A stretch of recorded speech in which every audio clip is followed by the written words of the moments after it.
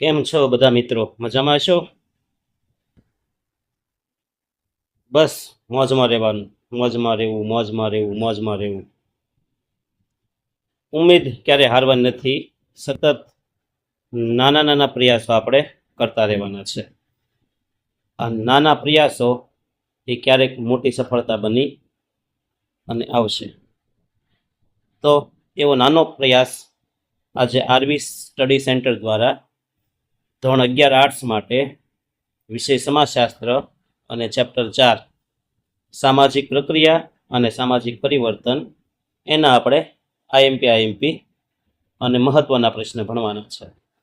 નાના પ્રશ્ન જેમાં એમસીક્યુ ઓનલાઈનર આવી જાય અને મોટા પ્રશ્ન મુદ્દા રૂપે આપણે ભણવાના છે. તો લેટ્સ સ્ટાર્ટ. ચાલો શરૂ કરીએ આપણે. પહેલો પ્રશ્ન છે, સમાજને ચેતનવંતો અને ગતિશીલ કોણ રાખે છે? એનો જવાબ સામાજિક પ્રક્રિયા. બીજું, સામાજિક આંતરક્રિયા દ્વારા શું ઉદ્ભવે છે? તો આંતરક્રિયા દ્વારા આવશે સામાજિક સંબંધો વિકસે. ત્રીજું, સામાજિક પ્રક્રિયા કઈ વિવિધતા સાથે સંકળાયેલ છે? તો સામાજિક પ્રક્રિયા છે ને એ સાંસ્કૃતિક વિવિધતા સાથે સંકળાયેલી છે. માનવ વર્તન માટેનું ચાલક બળ કયું છે? તો જવાબ ધ્યેય. ધ્યેય એટલે કે પ્લાન, ટાર્ગેટ. બરાબર, કોઈ પણ વસ્તુ કામ કરો એનો કંઈક તો ટાર્ગેટ હોય જ. ટાર્ગેટ વગરનું કાર્ય છે ને એ આપણે સફળતા અપાવતું નથી. એટલે તમે પણ કંઈક ટાર્ગેટ લઈને બેસજો કે મારે આજે એટલા મુદ્દા પૂરા કરવા, આજે આ પાઠ પૂરો કરવો. અને જો ટાર્ગેટ સાથે નક્કી કરીને મક્કમતાથી તમે આગળ વધશો તો ભગવાન પણ સાથે છે, એ પૂરું થશે જ. તો માનવ માટેનું ચાલક બળ છે ધ્યેય. પાંચમું, કયા જૂથમાં પ્રત્યક્ષ સહકાર કેન્દ્ર સ્થાને હોય છે? પરોક્ષ નહીં, પ્રત્યક્ષ, સીધો સહકાર મળે તો એ છે પ્રાથમિક જૂથ. છઠ્ઠું, ગતિશીલતાની પ્રક્રિયા શું દર્શાવે છે? તો ગતિશીલતા એટલે મિત્રો યાદ રાખજો સ્થાન પરિવર્તન. ગતિશીલતા એટલે શું? સ્થાનમાં પરિવર્તન. કાં ઉપરની બાજુ પરિવર્તન આવે કાં નીચેની બાજુ. સાતમું, સામાજિક રચનાનું ખુલ્લાપણું તપાસવા શાનો અભ્યાસ જરૂરી છે? તો સામાજિક રચનાનું ખુલ્લાપણું તપાસવા ગતિશીલતાનો અભ્યાસ જરૂરી છે. આઠમું, સામાજિક પ્રક્રિયાનું મૂળભૂત એકમ કયું છે? તો સામાજિક પ્રક્રિયાનું મૂળભૂત એકમ છે આંતરક્રિયા. શું આવશે? આંતરક્રિયા. વ્યક્તિ સમાજના સભ્ય તરીકે ધ્યેય પ્રાપ્ત કરવા હેતુપૂર્વકની સભાનતા સાથે અર્થપૂર્ણ ક્રિયા કરે તેને કઈ ક્રિયા કહેવાય? તો સભાનતા સાથે જ્યારે હેતુપૂર્વકની ક્રિયા કરે ને એને સામાજિક પ્રક્રિયા કહેવાય. તમારે વ્યાખ્યા બની જાય સામાજિક પ્રક્રિયા એટલે શું? તો હેતુપૂર્વકની સભાનતા સાથે અર્થપૂર્ણ ક્રિયા એને સામાજિક ક્રિયા કહેવાય, પ્રક્રિયા કહેવાય. 10મું, કોના મતે સમાજશાસ્ત્ર ક્રિયાની વૈજ્ઞાનિક પદ્ધતિથી અર્થપૂર્ણ સમજ મેળવતું વિજ્ઞાન છે? તો પહેલા પાઠમાં મેં વાત કરી સામાજિક ક્રિયા શબ્દ આવે એટલે મેક્સ વેબર આવશે. કોણ આવશે? Max Weber. એટલે ક્રિયાની વૈજ્ઞાનિક પદ્ધતિથી સમજ કોણ આપે છે? Max Weber. સામાજિક ક્રિયાનું મુખ્ય ચાલક બળ કયું? તો જવાબ છે કર્તા. ક્રિયા કરનાર. એમ ક્રિયા કરનાર હોય તો સામાજિક ક્રિયા થાય, નહીતર નહીં. પછી બે કે તેથી વધુ વ્યક્તિ વચ્ચેની પારસ્પરિક સામાજિક ક્રિયાને શું કહેવાય? તો એને આંતરક્રિયા કહેવાય. બે થી વધુ વ્યક્તિ વચ્ચે જે ક્રિયા થાય એને સામાજિક આંતરક્રિયા કહેવાય. પ્રત્યક્ષ સહકારનું ઉદાહરણ આપો. તો જવાબ છે સહકારી દૂધ મંડળીઓ. કુટુંબ પણ આવે ને, પ્રત્યક્ષ સહકારમાં કુટુંબ પણ આવે. એક જ ધ્યેયની પ્રાપ્તિ માટે બે વ્યક્તિઓ વચ્ચેનો સીધો અને સંયુક્ત પ્રયાસ કયા પ્રકારની આંતરક્રિયા છે? ધ્યેય એક જ હોય અને સીધા એકબીજાના મદદ કરે, એ ટાર્ગેટ પૂરો કરવામાં સહાય કરે અને જે આંતરક્રિયા થાય એ સહકાર કયો કહેવાય? તો એ છે પ્રત્યક્ષ સહકાર. 15. એક જ ધ્યેયની પ્રાપ્તિ માટે બે વ્યક્તિઓ શ્રમ વિભાજનની રીતે એકબીજાને મદદરૂપ થાય તે કયા પ્રકારની આંતરક્રિયા છે? તો જવાબ પરોક્ષ.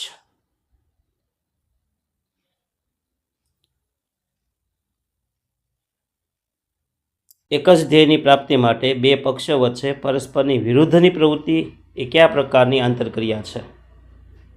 જો મદદ નહીં, હવે એકબીજાને વિરોધી બની જાય, તો જ્યારે એકબીજાને વિરોધી બની જાય ને સંઘર્ષ કહેવાય. શું કહેવાય? સંઘર્ષ. મજૂરો અને માલિક વચ્ચેનો સંઘર્ષ કયા પ્રકારની આંતરક્રિયા છે? તો જવાબ આંશિક. કારણ કે એની બે વચ્ચે સમાધાન થઈ શકે છે એટલે.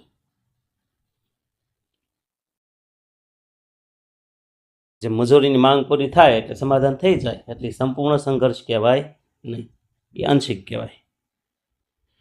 આર્થિક ક્ષેત્રે ઉત્પાદનમાં પ્રવૃત્ત કંપનીઓ પોતાના ઉત્પાદનના પ્રચાર કે વધુ વેચાણ માટે જે પ્રચાર પ્રયુક્તિઓ અપનાવે તે કયા પ્રકારની આંતરક્રિયા છે? મતલબ કે બે અલગ અલગ કંપની એક જ પ્રોડક્ટ બનાવતી હોય અને જાહેરાત કરતી હોય, એડવર્ટાઇઝમેન્ટ કરતી હોય, તો એ કયા પ્રકારની આંતરક્રિયા કહેવાય?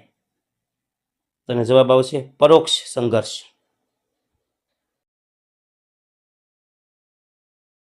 મજૂરો અને માલિકો વચ્ચે સંઘર્ષ કરાર કે સંમતિ દ્વારા નિવારી શકાય તે કયા પ્રકારની આંતરક્રિયા છે? તો જવાબ આંશિક સંઘર્ષ. મજૂરો અને માલિકો વચ્ચે સંઘર્ષ કરાર કે મજૂરો અને માલિકો વચ્ચે જે સંઘર્ષ થાય કરાર કે સંમતિ દ્વારા નિવારી શકાય તે કયા પ્રકારની આંતરક્રિયા છે? તો જે નિવારી શકાય એને કહેવાય આંશિક સંઘર્ષ.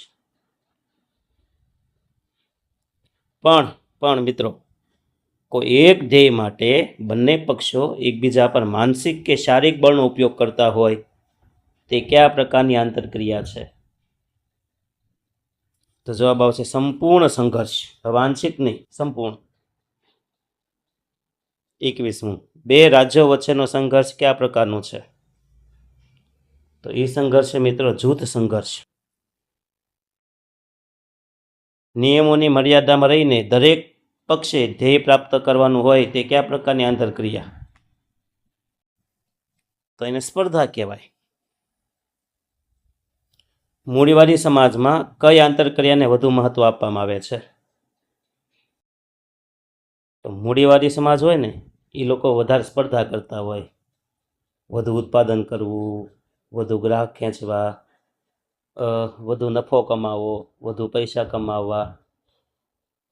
તો એ લોકો મૂડીવાદી સમાજમાં આ આંતરક્રિયા વધુ મહત્વ આપે છે. એમાં આવશે પરોક્ષ સ્પર્ધા હોય છે વધારે, કારણ કે એમાં એકબીજાને શું હોય? સ્પર્ધા હોય છે. કોના મતે એક સ્થાન પરથી સમાન સ્તરના બીજા સ્થાન પર સ્થળાંતર એટલે આડી ગતિશીલતા? ફરીવાર, કોના મતે એક સ્થાન પરથી સમાન સ્તરના બીજા સ્થાન પર સ્થળાંતર કરવું એટલે આડી ગતિશીલતા? આ વ્યાખ્યા કોણે આપી આડી ગતિશીલતાની? તો જવાબ છે બ્રૂમ અને સેલ્ઝનિક. કોઈ એક રસોઈયો હોય, એ રસોઈ બનાવતો હોય એક ઘરે, અને ત્યાંથી એ રજા માગીને પાછા બીજા કોઈ ઘરે જઈને રસોઈ બનાવવા મળે તો એની ગતિશીલતા છે, પણ દરજ્જો તો એ નીકળ્યો ને એનો, બરાબર? એનું સ્થાન તો એનું રસોઈયા તરીકેનું, તો એ કંઈ બદલાણું નથી. ઘણા પોલીસવાળાને બદલી થઈ જાય ને એની પોસ્ટ રહે તો એવું છે ગતિશીલતા છે, પણ આડી ગતિશીલતા કહેવાય, દરજ્જો બદલાતો નથી. સ્તર એમનેમ રહે છે. કોના મતે આધુનિક સમયમાં આવેલું પરિવર્તન સૌથી ઝડપી હોય છે? તો આધુનિક સમયમાં સૌથી ઝડપી પરિવર્તન આવું કહેનાર છે મુરે. કોના મતે સામાજિક સંબંધોના ગુંફનમાં આવતું પરિવર્તન એટલે સામાજિક પરિવર્તન? જવાબ છે જોન્સન. કોના મતે સામાજિક રચનાતંત્રમાં તેમજ મૂલ્યો, માન્યતા અને વલણોમાં આવતું પરિવર્તન એટલે સામાજિક પરિવર્તન? એ પણ જોન્સને કીધું છે. પહેલા સામાજિક સંબંધના ગુંફનની વાત કરી, હવે રચનાતંત્રમાં જે પરિવર્તન આવે એની વાત કરી છે જોન્સન.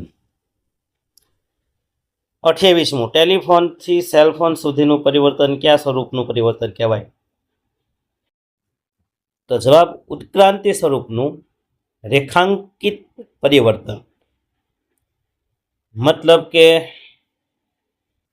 જે પરિવર્તન સતત પ્રગતિશીલ હોય, એમાં ક્યારેય અવરોધ ન આવે, એ કોઈ અટકે નહીં, ઊભું ન રહી જાય, સતત ને સતત આગળ વધતું રહે, ઉપરની દિશામાં વધતું રહે, વધુમાં વધુ બેટર બનતું જાય, સારું બનતું જાય, એવું જે પરિવર્તન છે ને એ ઉત્ક્રાંતિ સ્વરૂપનું કહેવાય, રેખાંકિત પરિવર્તન કહેવાય. જેમ કે ટેલિફોનની શોધ થઈ ને ત્યારે વાયરવાળા, આમ નંબર ડાયલ કરવાના, ઘુમાવવાના એવા હતા. પછી વાયરલેસ આવ્યા ને એમ કરતા કરતા કરતા કરતા ક્યારેય મોબાઈલ ટેલિફોનના સંશોધનમાં ગિરાવટ નથી આવી. કાંઈક ને કંઈક નવું અને સારું પરિવર્તન આવ્યું છે, એની કરતાં અપડેટ આવ્યું છે. તો એ ઉત્ક્રાંતિ કહેવાય છે, રેખાંકિત કહેવાય છે. એ પરિવર્તન ક્યારે એમાં પડતી નથી આવી. આવું ટીવીમાં છે, કોમ્પ્યુટરમાં છે, રેલગાડીમાં છે ને ભાઈ. સતત ને સતત એમાં હજુ વિકસતું જાય. પહેલાં જે ટ્રેન હાલતી છે, પછી ટ્રેનની, કદાચ એમ કહું છું, પછી ટ્રેનની સ્પીડે હાલતી છે, પછી પાછી 50ની, 70ની, 100ની, 125ની, હવે તો 500, 550ની સ્પીડે ચાલે એવી ટ્રેન શું થાય? મતલબ કે એમાં સતત ને સતત વધુ ને વધુ સારું પરિવર્તન આવતું જાય છે. એટલે ઉત્ક્રાંતિ સ્વરૂપનું રેખાંકિત પરિવર્તન કહેવાય. 29મું, કયા પરિવર્તનમાં આર્થિક ઘટનાઓ તેમજ વસ્તીની ઘટનાના પરિવર્તનોનો સમાવેશ થાય છે? આર્થિક ઘટના અને વસ્તીની ઘટનાના પરિવર્તનનો સમાવેશ થાય. તો એ છે આરોહ અવરોહ સ્વરૂપમાં પરિવર્તન. કારણ કે આર્થિક ઘટના એવી છે, તેજી મંદી, ઘડીકમાં પાછું તેજી હોય, ઘડીકમાં પાછું હેઠે. જો આરોહ એટલે ઉપર જવું, અવરોહ એટલે નીચે જવું. તો આર્થિક ઘટનામાં પૈસામાં તો ઘડીકમાં પૈસા આવી જાય, તેજી આવી જાય, ઘડીકમાં પછી મંદી આવી જાય, આંકડો હેઠે વયો જાય. તો આરોહ અવરોહ થઈ ગયો ને. વસ્તીમાંય તે ક્યારેક વધતી રહે, ક્યારેક ઘટતી રહે, તો એ આરોહ અવરોહ કહેવાય છે. આ બે આંકડા. એટલે તમને જે ઉદાહરણ પૂછાય કે ટેલિફોન, સેલફોનનું ઉદાહરણ, તો એ ઉત્ક્રાંતિ સ્વરૂપનું આવશે. પણ તમને એમ પૂછે આર્થિક ઘટના કે વસ્તીની ઘટના, એ કયા પ્રકારનું પરિવર્તન? તો આરોહ અવરોહ, કારણ કે બદલાતું રહે ને. માનવ સંસ્કૃતિના ઉદ્ગમ, વિકાસ અને પતનને કયા સ્વરૂપનું પરિવર્તન કહેવાય? તો એ છે ચક્રીય પરિવર્તન. પહેલા ઉદ્ગમ થાય, વિકાસ થાય, પતન થાય, પછી પાછું ઉદ્ગમ થાય, ગોળ ગોળ ફર્યા કરે. પતન થયા પછી પાછું શું થાય? પાછું સર્જન થાય. એ ચક્રીય સ્વરૂપનું પરિવર્તન કહેવાય. પછી પાર્સન્સ એટલે કે ટાલકોટ પાર્સન્સ કઈ ક્રિયાને સામાજિક ક્રિયા કહે છે? તો પાર્સન્સ વ્યક્તિની ધ્યેય અભિમુખ ક્રિયાને સામાજિક ક્રિયા કહે છે. મતલબ કે જે ધ્યેય સાથે ક્રિયા થઈ હોય, વ્યક્તિએ ધ્યેય સાથે જે ક્રિયા કરી હોય એ સામાજિક ક્રિયા. પછીનું, સામાજિક આંતરક્રિયા માટે કઈ બાબત જરૂરી છે? તો સામાજિક આંતરક્રિયા માટે સંપર્ક જરૂરી છે, અને સંપર્ક માટે ભૌતિક કે સંવેદના વાહક માધ્યમની જરૂર પડે છે. 33 સ્વ એટલે શું? તો સ્વ એટલે વ્યક્તિત્વ કે ચરિત્ર. વ્યક્તિનું વ્યક્તિત્વ એ પ્રવૃત્તિ અને પ્રત્યાઘાતોનું કેન્દ્ર છે.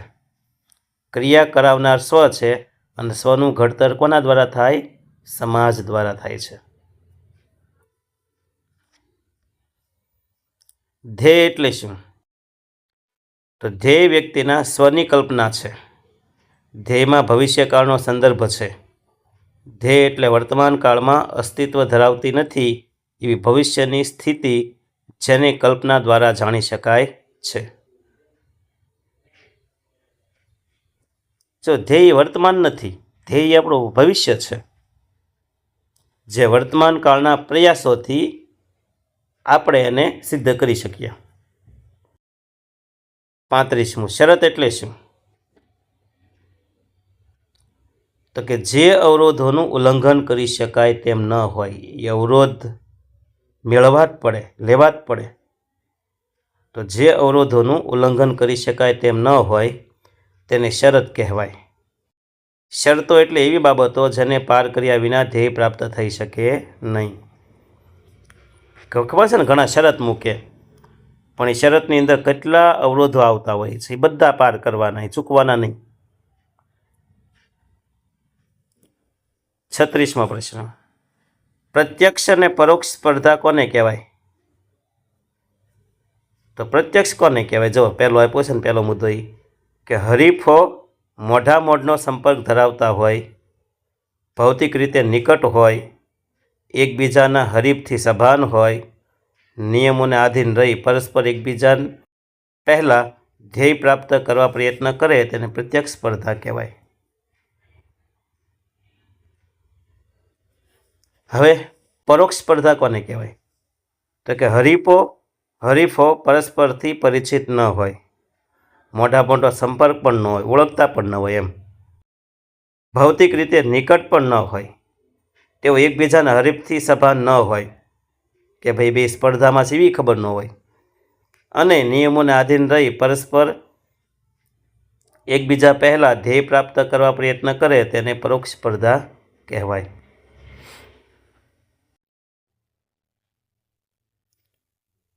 પછી આડી ગતિશીલતા એટલે શું? તો એક સ્થાન પરથી સમાન સ્તરના બીજા સ્થાન પર સ્થળાંતર એટલે આડી ગતિશીલતા. વ્યક્તિ કે જૂથનું સ્થાન બદલાય પરંતુ તેના સ્તર કે દરજ્જામાં કોઈ પરિવર્તન ન આવે તેવી ગતિશીલતાને આડી ગતિશીલતા કહેવાય. કોઈ એસસી વ્યક્તિ હોય, કદાચ કલેક્ટર બની જાય તો એસસી જ રહે ને, એનો જે દરજ્જો છે, સ્તર, એ તો એનો જ રહે છે. પછી ઊભી ગતિશીલતા એટલે શું? જ્યારે વ્યક્તિ કે જૂથના સ્થાન ફેરની સાથે તેનું સ્તર પણ બદલાય તેવી ગતિશીલતાને ઊભી ગતિશીલતા કહેવાય. ઊભી ગતિશીલતામાં વ્યક્તિ કે જૂથના સ્થાન બદલવાની સાથે પ્રતિષ્ઠા, આવક, સત્તામાં નોંધપાત્ર બદલાવ આવે.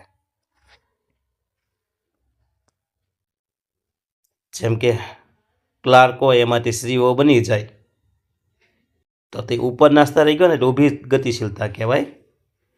અને એમાં પાછું એને પ્રતિષ્ઠા વધી જાય, પગાર છે 5 ગણો, 10 ગણો, 20 ગણો થઈ જાય, એની સત્તા પછી મર્યાદિત હોય એની જગ્યાએ ફૂલ વધી જાય છે, તો આને ઊભી ગતિશીલતા કહેવાય. 39 ધ્યેય નક્કી કરવામાં કઈ બાબત તો મહત્વનો ભાગ ભજવે છે? તો ધ્યેય નક્કી કરવું હોય ને તેમાં આવશે અંગત મૂલ્યો, જરૂરિયાત, સામાજિક ધોરણો, સામાજિક અને સાંસ્કૃતિક મૂલ્યો વગેરે બાબતો મહત્વનો ભાગ ભજવે છે. ફરીવાર, જો ધ્યેય પૂરો કરવા માટે કઈ કઈ વસ્તુ તમને મદદ કરે છે, ભાગ ભજવે છે? એક તો તમારા અંગત મૂલ્યો, તમારો સ્વભાવ, તમારું વર્તન, પર્સનાલિટી, તમારી આવડત, તમારા કૌશલ્ય, તમારું સાહસ, આ એ નક્કી કરે ને ધ્યેય. બીજું છે સામાજિક ધોરણો, તમે કયા સમાજમાંથી આવો છો, કેવી મદદ તમને મળે છે, મિત્રોનો સહકાર કેવો મળે, માતા પિતાનો, એ પણ મહત્વનું છે ને. સાથે સામાજિક અને સાંસ્કૃતિક મૂલ્યો, તમારી સંસ્કૃતિ કેવી છે એ પણ નક્કી કરે છે તમારી ધ્યેય પ્રાપ્તિ માટે. 40મો, સામાજિક સંબંધ શેના દ્વારા શક્ય બને છે? તો માનવીએ પોતાનો વ્યવહાર ચલાવવા, વ્યવસ્થા જાળવવા, સામાજિક સંબંધો જાળવવા કેટલીક સંજ્ઞાઓ નક્કી કરી છે. આ સંજ્ઞાઓ દ્વારા સામાજિક સંબંધ શક્ય બને છે.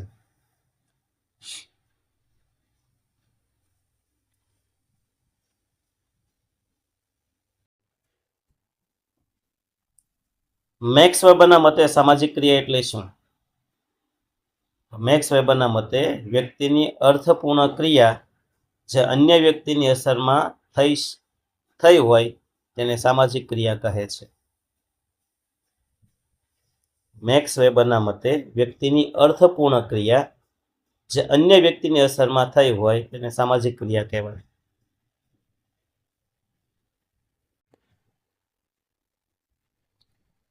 પાર્સન્સે સામાજિક ક્રિયાના કયા તત્વો દર્શાવ્યા છે? તો પાર્સન્સે સામાજિક ક્રિયાના 4 તત્વો દર્શાવ્યા છે. પહેલું, સ્વ અથવા કર્તા. બીજું, ધ્યેય અથવા લક્ષ્ય. ત્રીજું, શરતો અથવા સંજોગો. અને ચોથું, સાધનો.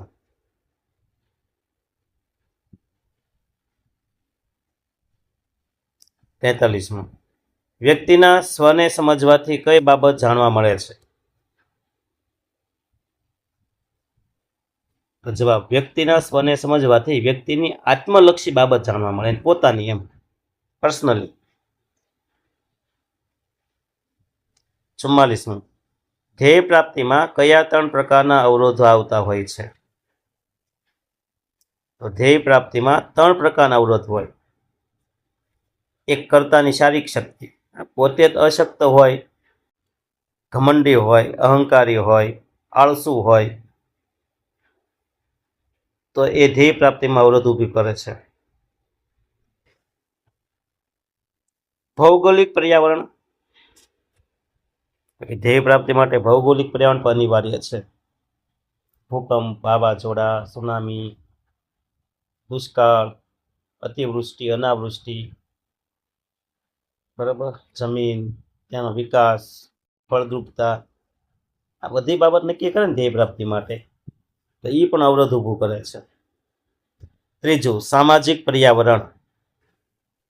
સમાજમાં રિવાજો, મૂલ્યો, પરંપરાઓ, પરિવર્તનને સ્વીકારે કે કેમ, આ તમામ બાબતો પણ અવરોધ ઊભો કરે છે ધ્યેય પ્રાપ્તિમાં.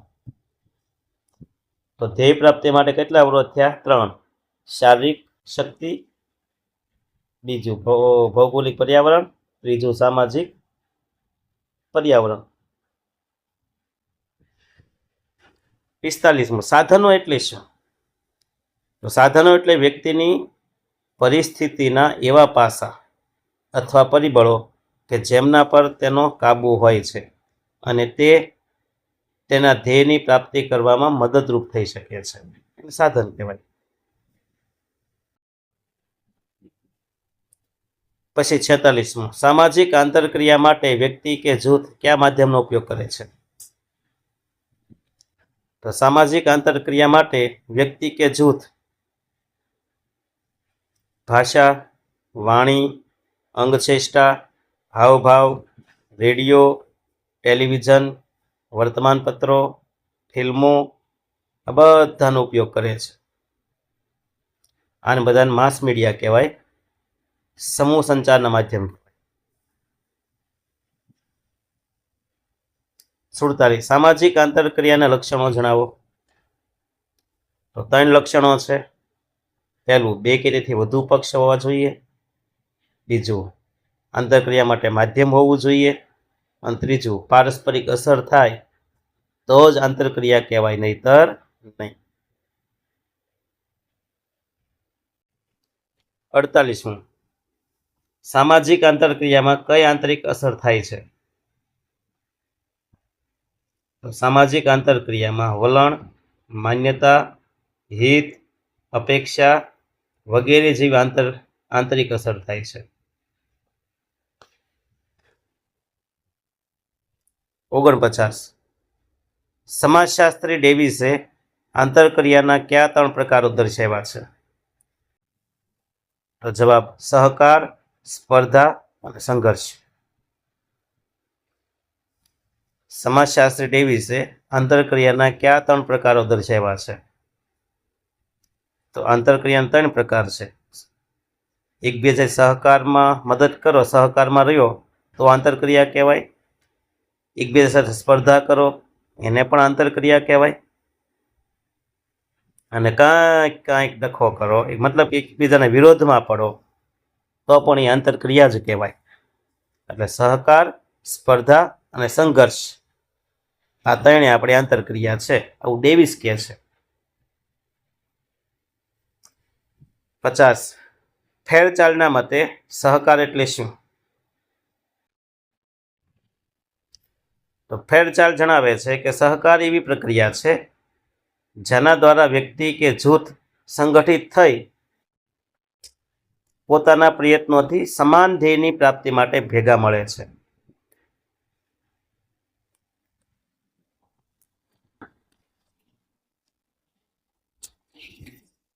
પછી છે મેકાઇવર સહકારના કયા 2 પ્રકાર દર્શાવે છે? તો મેકાઇવર સહકારના 2 પ્રકાર આ પ્રમાણે છે: પ્રત્યક્ષ સહકાર ને પરોક્ષ સહકાર. મોઢે મોઢ, નજરો નજર, એકબીજાને જાણ હોય એ રીતના સહકાર આપે ને પ્રત્યક્ષ કહેવાય.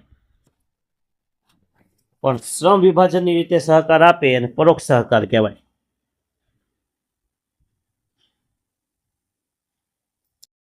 પછી સહકાર એટલે શું? એક દ્રષ્ટાંત આપો. તો કોઈ પણ 2 પક્ષો પરસ્પરની ધ્યેય પ્રાપ્તિ માટે એકબીજાને મદદ કરે અથવા કોઈ પક્ષ સમાન ધ્યેયની પ્રાપ્તિ માટે સાથે મળી પ્રવૃત્તિ કરે તેને સહકાર કહેવાય. જેમ કે સહકારી મંડળીઓ, દૂધ મંડળીઓ આ એમના ઉદાહરણ છે.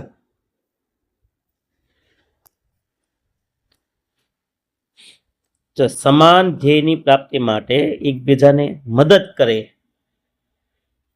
તો એને શું કહેવાય? પ્રત્યક્ષ સહકાર કહેવાય.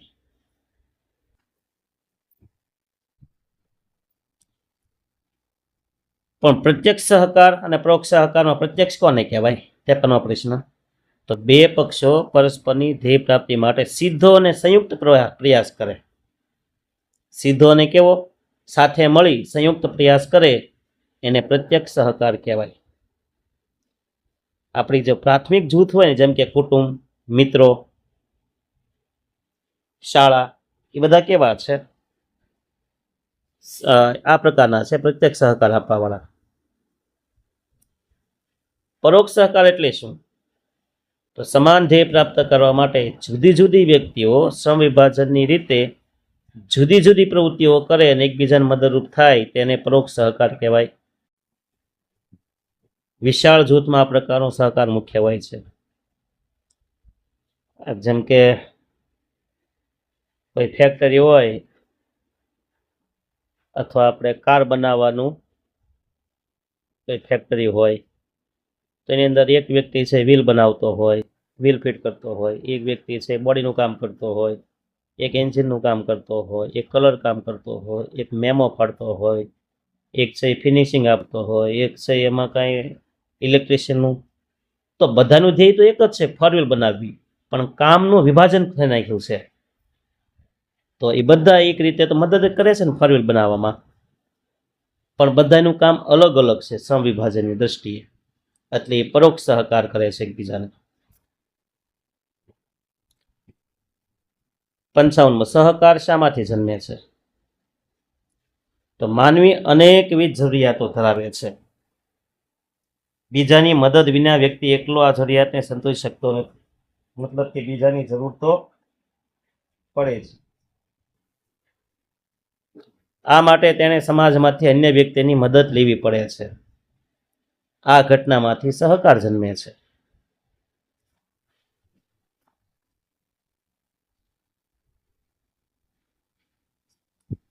56મું, સહકારની પ્રક્રિયા રચનાત્મક કેમ ગણાય? તો સહકારથી સાથે કામ કરનારા લોકો કામકાજની વહેંચણી કરી અને પોતાનું સહિયારું ધ્યેય પ્રાપ્ત કરતા હોય છે. સહકારની સામાજિક આંતરક્રિયા વ્યક્તિઓ કે જૂથો વચ્ચે એકતા વિકસાવે છે. સહકાર લોકોને જોડવાનું કામ કરે છે. સમાજના દરેક સમૂહમાં સહકારની પ્રક્રિયા અનિવાર્ય છે. આમ સહકારની પ્રક્રિયા છે રચનાત્મક છે.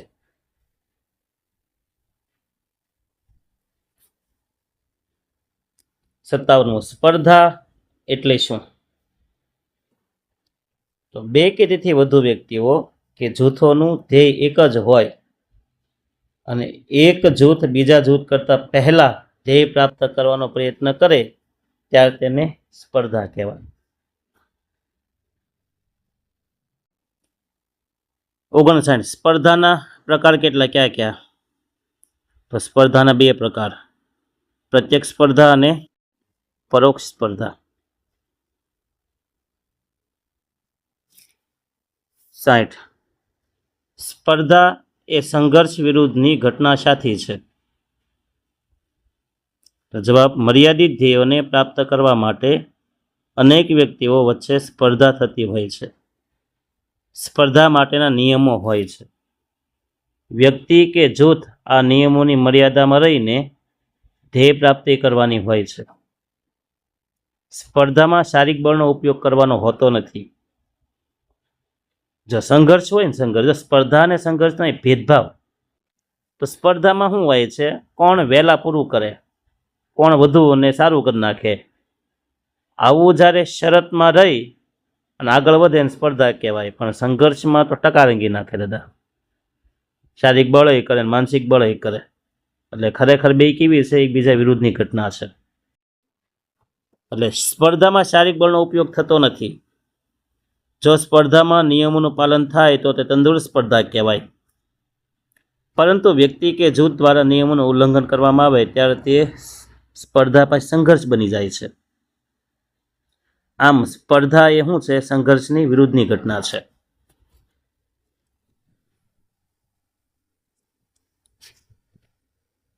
એકસઠ, સંઘર્ષના મુખ્ય પ્રકારો જણાવો. સંઘર્ષના મુખ્ય 4 પ્રકાર છે: પ્રત્યક્ષ સંઘર્ષ, પરોક્ષ સંઘર્ષ, આંશિક સંઘર્ષ, સંપૂર્ણ સંઘર્ષ, વ્યક્તિગત સંઘર્ષ, જૂથ સંઘર્ષ, આંતરિક સંઘર્ષ અને બાહ્ય સંઘર્ષ. જો એક જ કામ હોય, પ્રત્યક્ષ સંઘર્ષ એટલે હું સામે ફિઝિકલ રીતે સામ આવી જાય પ્રત્યક્ષ સંઘર્ષ, એકબીજાને નુકસાન પહોંચાડે, માનસિક કે શારીરિક હિંસા કરે તો પ્રત્યક્ષ કહેવાય. પરોક્ષમાં શું હોય છે? એકબીજાની સામે ન આવે, આડકતરી રીતે એ એકબીજાના વિરોધમાં ચાલતા હોય, એ પરોક્ષ સંઘર્ષ કહેવાય. આંશિક સંઘર્ષ શું કહેવાય? કે જેનું સમાધાન થઈ શકતું હોય. થાય સંઘર્ષ પણ ઘડીકમાં પાછું ક્ષમી જાય, તો આંશિક કહેવાય. સંપૂર્ણ એટલે શું? તો કે સંપૂર્ણ એટલે મેં કીધું એમ કે માનસિક હિંસા કરવી, શારીરિક હિંસા કરવી, એ સંપૂર્ણ સંઘર્ષ કહેવાય. પછી વ્યક્તિગત સંઘર્ષ, કોઈ વ્યક્તિ એકલો બીજાની સાથે સંઘર્ષમાં આવે તો વ્યક્તિગત કહેવાય. પણ આખું જૂથ જ બીજા સાથે સંઘર્ષમાં આવે, બીજા જૂથ સાથે, તો એ જૂથ સંઘર્ષ કહેવાય. આંતરિક સંઘર્ષ ને બાહ્ય સંઘર્ષ કોને કહેવાય? તો અંદરો અંદર બાંધે, ઝઘડે, પરિવારમાં તે, કુટુંબમાં તે, સમાજમાં, તો એ આંતરિક સંઘર્ષ કહેવાય. પણ અન્ય સમાજ સાથે, અન્ય પરિવાર સાથે, અન્ય રાજ્ય સાથે, અન્ય દેશ સાથે જે સંઘર્ષમાં ઉતરે એનું કહેવાય બાહ્ય સંઘર્ષ કહેવાય. પછી 62મું, વ્યક્તિગત સંઘર્ષ કોને કહેવાય? તો કે બે વ્યક્તિ વચ્ચેના સંઘર્ષને વ્યક્તિગત સંઘર્ષ કહેવાય. જૂથ સંઘર્ષ કોને કહેવાય? તો કે બે જૂથો વચ્ચેનો સંઘર્ષ, તેને જૂથ સંઘર્ષ કહેવાય. જેમ કે બે જ્ઞાતિઓ એકબીજા સામે આવી જાય ત્યારે. આંતરિક સંઘર્ષ કોને કહેવાય? તો તો કોઈ જૂથના સભ્યો વચ્ચે પરસ્પર પ્રત્યક્ષ અથવા પરોક્ષ સંઘર્ષ હોય તેવા સંઘર્ષને આંતરિક સંઘર્ષ કહેવાય.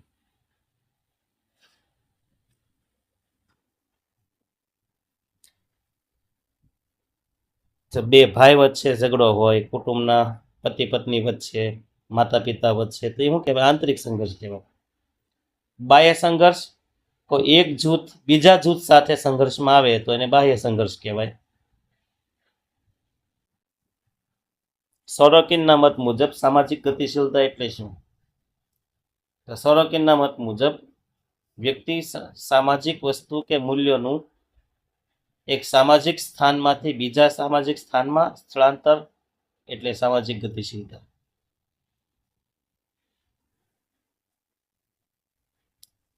કિમ્બોલ યંગ સામાજિક ગતિશીલતાની કઈ વ્યાખ્યા આપે છે? તો કિમ્બોલ યંગ જણાવે છે કે સામાજિક ગતિશીલતા એટલે વર્ગો અથવા મોભી કે પ્રતિષ્ઠાના ક્રમમાં ઉપર અથવા નીચે તરફની ગતિ. પોતાનો જે મોભો હોય, સ્તર હોય, સ્થાન હોય, એમાંથી ઉપર જવું કે નીચે આવવું, એને સામાજિક ગતિશીલતા કહેવાય. પછી સામાજિક ગતિશીલતાના લક્ષણો જણાવો. તો એના 3 લક્ષણો છે. એક તો સામાજિક ગતિશીલતા સાર્વત્રિક છે, બધે જોવા મળે.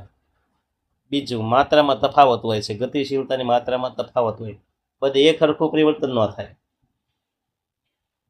ત્રીજું, દરજ્જામાં બદલાવ સૂચવતી પ્રક્રિયા છે. ગતિશીલતા એ શું કરે છે? દરજ્જામાં ફેરફાર કરે છે. 69. કયા સમાજમાં ગતિશીલતા વધુ જોવા મળે છે? તો જ્ઞાતિ વ્યવસ્થા કરતા વર્ગ વ્યવસ્થાવાળો સમાજ હોય ને એમાં ગતિશીલતા વધુ હોય. કારણ કે જ્ઞાતિમાં બહુ પરિવર્તન ન આવે એટલે ગતિશીલતા ન હોય. પણ વર્ગમાં તો પૈસાદાર વર્ગ ને ગરીબ વર્ગ ને મધ્યમ વર્ગ, પૈસા આવ્યા તો ઘડીકમાં રાજામાંથી રંક બની જાય, રંકમાંથી રાજા બની જાય, ઉપલા વર્ગમાંથી હેઠલા વર્ગમાં, હેઠલા વર્ગમાંથી ઉપલા વર્ગમાં. એ કઈ વાર ન લાગે ભાઈ. એટલે એમાં ગતિશીલતા વધુ હોય છે વર્ગ વ્યવસ્થામાં. 70. ઊભી ગતિશીલતાના કયા 2 પ્રકાર છે? તો ઊભી ગતિશીલતાના 2 પ્રકાર આ પ્રમાણે છે: ઉર્ધ્વગામી ઊભી ગતિશીલતા, નિમ્નગામી ઊભી ગતિશીલતા. તમને એમ થાય એ હું? તો જો વ્યાખ્યા 71માં. ઉર્ધ્વગામી ઊભી ગતિશીલતા કોને કહેવાય? તો કે વ્યક્તિ કે જૂથના સ્થાન પરિવર્તનની સાથે તેનું સ્તર પણ બદલાઈ જાય અને મૂળ સ્તર કરતાં ઉપરના સ્તરમાં સ્થાન મેળવે તેવી ગતિશીલતાને ઉર્ધ્વગામી ઊભી ગતિશીલતા કહેવાય. હિન્દુ સમાજમાં નિમ્ન હોય અને એ વ્યક્તિ ઉચ્ચ જ્ઞાતિનું અનુકરણ કરી અને એનો દરજ્જો મેળવી લે તો એને ઉર્ધ્વગામી ઊભી ગતિશીલતા કહેવાય.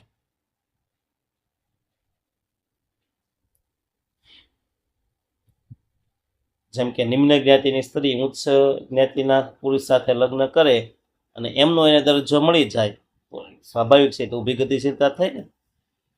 કારણ કે એના સ્થાન કરતાં એ ઉપરના સ્થાને ગઈ, ઉપરના દરજ્જામાં, ઉપરના લેવલમાં. ઉર્ધ્વગામી ઊભી ગતિશીલતાના 2 સ્વરૂપ છે: વ્યક્તિલક્ષી અને બીજું છે જૂથલક્ષી.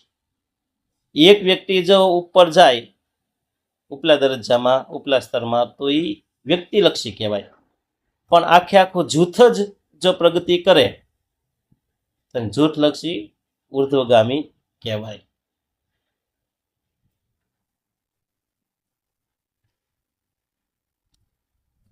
73. વ્યક્તિલક્ષી ઉર્ધ્વગામી ઊભી ગતિશીલતા કોને કહેવાય?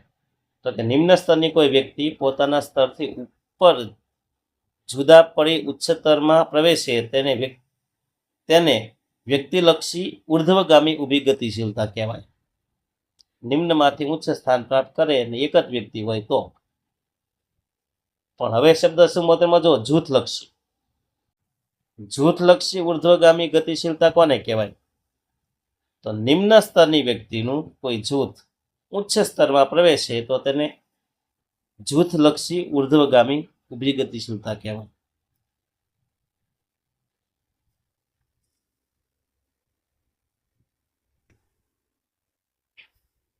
75 નિમ્નગામી ઊભી ગતિશીલતાના કયા બે સ્વરૂપો છે? તો જવાબ વ્યક્તિલક્ષી નિમ્નગામી ઊભી ગતિશીલતા અને જૂથલક્ષી નિમ્નગામી ઊભી ગતિશીલતા. મતલબ કે એક વ્યક્તિ, જો નિમ્નગામી એટલે શું? ઉપરના દરજ્જા વાળો નીચા દરજ્જામાં જાય, ઉપરના લેવલ વાળો નીચા લેવલમાં જાય, ઉપલો સ્તરની વ્યક્તિ નીચલા સ્તરમાં જાય, એને નિમ્નગામી કહેવાય. નીચેથી ઉપર જાય તો શું કે ઉર્ધ્વગામી, ઉપરથી નીચે આવે તો નિમ્નગામી. કોઈ ઉચ્ચ જ્ઞાતિની સ્ત્રી જ્યારે નિમ્ન જ્ઞાતિમાં લગ્ન કરે એટલે સ્વાભાવિક છે એને દરજ્જો બદલાઈ જાય, નિમ્ન જ્ઞાતિ થઈ જાય, તો એ નિમ્નગામી કહેવાય. એમાંય બે પ્રકાર છે. એક વ્યક્તિ આવે તો વ્યક્તિલક્ષી, અને આખું જૂથ જ નીચે વહી આવે તો જૂથલક્ષી. આખો ગાણ જ બળી જાય ઘણી વખત. 76 વ્યક્તિલક્ષી નિમ્નગામી ઊભી ગતિશીલતા કોને કહેવાય? તો કોઈ વ્યક્તિ ઉચ્ચ સામાજિક દરજ્જામાંથી નિમ્ન સામાજિક દરજ્જામાં પ્રવેશે તેને વ્યક્તિલક્ષી નિમ્નગામી કહેવાય. કારણ કે વ્યક્તિ એક જ ની વાત છે, આખા સમૂહની નહીં. પણ જૂથલક્ષી નિમ્નગામી કોને કહેવાય? કે જ્યારે કોઈ જૂથ, આખું જૂથ ઉચ્ચ સામાજિક દરજ્જામાંથી નિમ્ન સામાજિક દરજ્જામાં આવે તો એ જે ગતિશીલતા થાય એને શું કહેવાય? જૂથલક્ષી નિમ્નગામી કહેવાય. પછી છે ડેવિસના મતે સામાજિક પરિવર્તન એટલે શું? ડેવિસના મતે સામાજિક પરિવર્તન એટલે સામાજિક રચનાતંત્રમાં અને કાર્યમાં આવતું પરિવર્તન. ડેવિસના મતે સામાજિક પરિવર્તન એટલે સામાજિક રચનાતંત્રમાં અને કાર્યમાં આવતું પરિવર્તન. 79 સામાજિક પરિવર્તનના સ્વરૂપો જણાવો. જો મોટા પ્રશ્નમાં પૂછી શકે, અહીંયા ખાલી મુદ્દા આપ્યા છે. તો સામાજિક પરિવર્તનના 3 સ્વરૂપ છે. પહેલું ઉત્ક્રાંતિ સ્વરૂપનું રેખીય પરિવર્તન, બીજું આરોહ અવરોહ સ્વરૂપનું પરિવર્તન, અને ત્રીજું ચક્રીય સ્વરૂપનું પરિવર્તન. ઉત્ક્રાંતિ સ્વરૂપનું રેખાંકિત પરિવર્તન કોને કહેવાય? તો જે પરિવર્તન સતત એક જ દિશામાં લગભગ સીધી પરંતુ ઊંચે જતી લીટીમાં આવતું હોય તેને ઉત્ક્રાંતિ સ્વરૂપનું રેખાંકિત પરિવર્તન કહેવાય. એમાં કોઈ ગિરાવટ ન આવે. આરોહ અવરોહ સ્વરૂપનું પરિવર્તન કોને કહેવાય? તો એક દિશામાં કદી ઉપર જતું હોય તો કદી નીચે જતું હોય, એકંદરે વિકાસ કરાવતા પરિવર્તનને આરોહ અવરોહ સ્વરૂપનું પરિવર્તન કહેવાય. ચક્રીય પરિવર્તન કોને કહેવાય? તો પાણીના તરંગ જેવું ઉપરથી નીચે હિલોળા લેતું અથવા ચક્રની જેમ જ્યાંથી શરૂ થયું કે મૂળ સ્થિતિમાં આવી જાય તેવા જે પરિવર્તન છે ને ચક્રીય કહેવાય.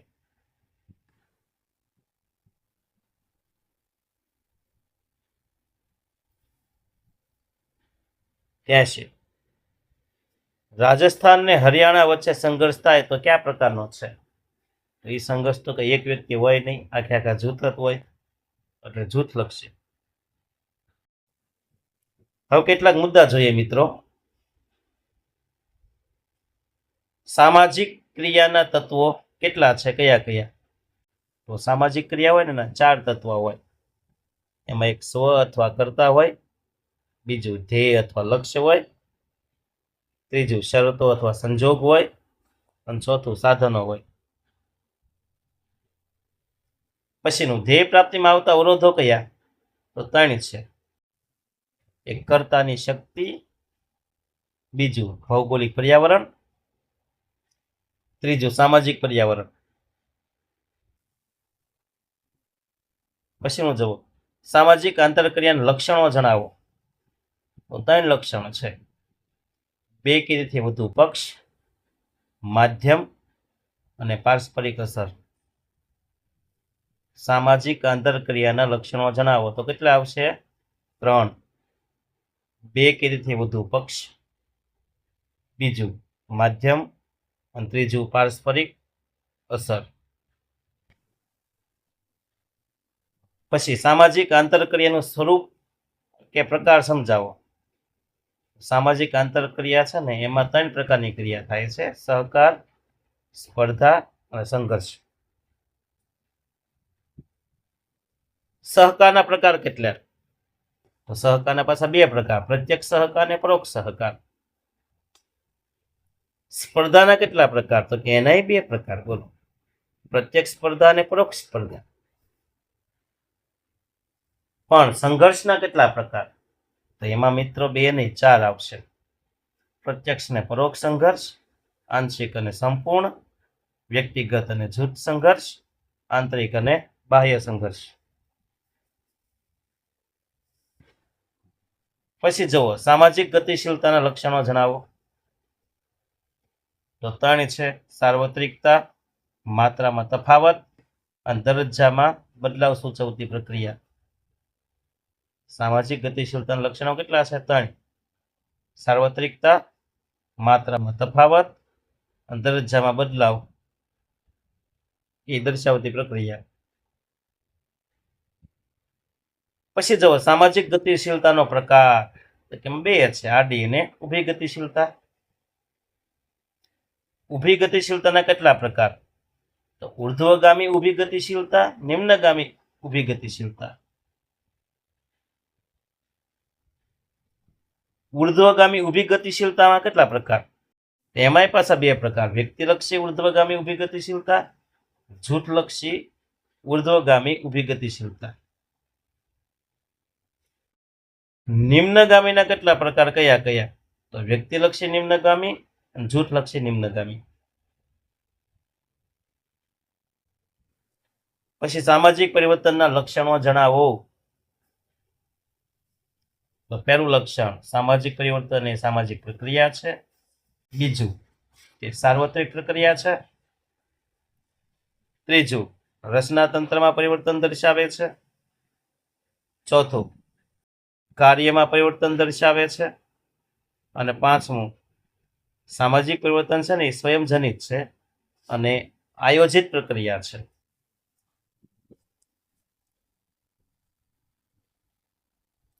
અને છેલ્લું મિત્રો, સામાજિક પરિવર્તનનું સ્વરૂપ સમજાવો. તેમાં 3 પ્રકારનું છે: ઉત્ક્રાંતિ સ્વરૂપનું પરિવર્તન, આરોહ અવરોહ સ્વરૂપનું પરિવર્તન અને ચક્રીય સ્વરૂપનું પરિવર્તન. તો આ હતો આપણો પાઠ નંબર 4, સમાજશાસ્ત્ર. ઓકે, વધુમાં વધુ પ્રેક્ટિસ કરશો એટલે આવડી જશે. Practice max main perfect. હંમેશા આપણી આ જે રિવિઝન કરવાની ટેવ છે ને એ જ આપણે સફળતા અપાવશે.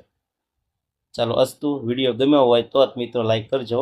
ગમ્યો હોય તો પરાને નહીં શેર કરજો અને સબસ્ક્રાઈબ કરવાનું ભૂલતા નહીં. પણ ગમતું હોય તો. નહીં તો જય ઝૂલેલાલ.